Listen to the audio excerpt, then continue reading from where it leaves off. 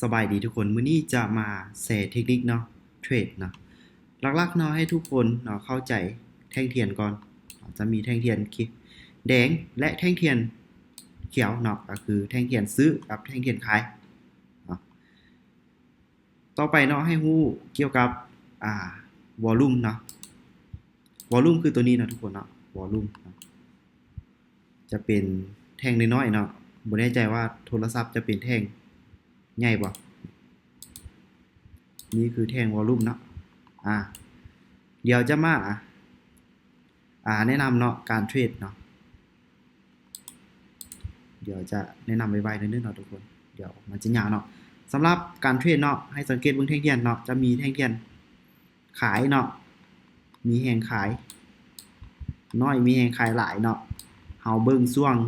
10วิลงมาเนาะเฮาจะเห็นเนาะแท่งเทียนว่า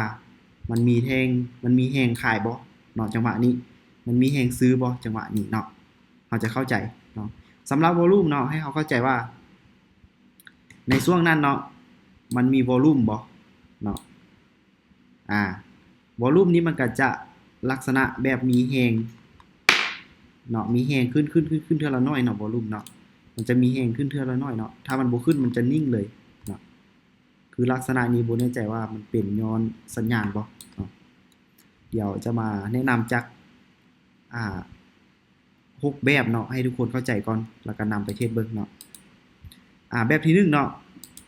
เฮาสังเกตเบิ่งช่วง5วิเนาะถ้ามีแฮงซื้อขึ้นไปเนาะถ้ามีแฮงซื้อขึ้นไป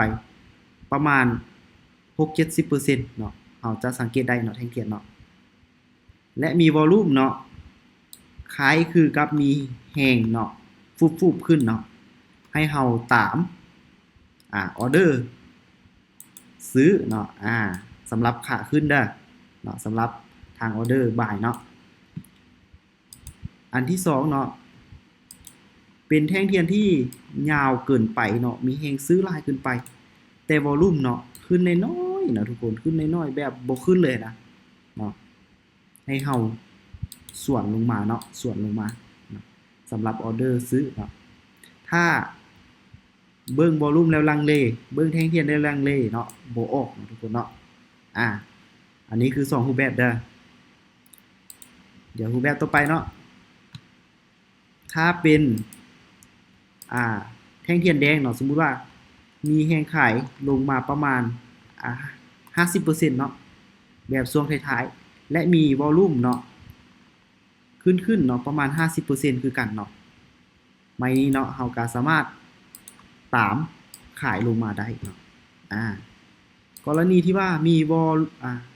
กรณีที่ว่ามีแท่งเทียนยาวขึ้นไปเนาะยาวขึ้นไปเลยฟุบๆลงมาบาทเดียวนะเนาะและเนาะวอลลุ่มบัดนี้เนาะสังเกตเบิ่งวอลลุ่มน้อยๆเนาะทุกคนเนาะน้อยเนาะแตกต่างจากแท่งเทียนเนาะวอลลุ่มกับแท่งเทียนนี่นะแตกต่างกันเนาะแตกต่างกันโดยสิ้นเชิงเลยเราจะสังเกตเห็นเนาะให้ทุกคนส่วนขึ้นเนาะแบบนี้เนาะ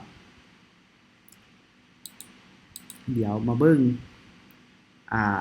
การเทรดเนาะจาก1ออเดอร์2ออเดอร์เนาะให้ทุกคนเบิ่งเนาะ